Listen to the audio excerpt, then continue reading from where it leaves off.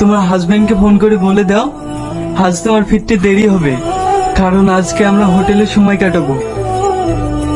সেটা আর আমার পক্ষে সম্ভব নয়, কারণ আমি মা হতে চলেছি।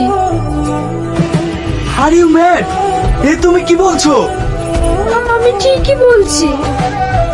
ছি, তুমি বিবাহিত জানা সত্ত্বেও আমি তোমার সাথে সম্পর্ক করেছিলাম, আমি তোমাকে মানেও নিয়েছিলাম, কিন্তু তুমি এখন মা হতে চলেছো, এইটা আমি মানিয়ে নিতে পারবো না। বিশ্বাস করো, এই বাচ্চা আমি নিতে চাই না, কারণ এই বাচ্চার জন্য আমি তোমাকে হারাতে পারবো না। তুমি আমাকে কিছুদিন সময় দাও, আমি কিছু একটা ব্যবস্থা করে ফেলবো। ঠিক আছে, তোমায় আমি সময় দিচ্ছি, তুমি যদি তাড়াতাড়ি কিছু একটা ব্যবস্থা করতে পারো তাহলে তুমি আমার লাইফে থাকবে, আর যদি না পারো তাহলে তোমায় আমায় ভুলে যেতে হবে।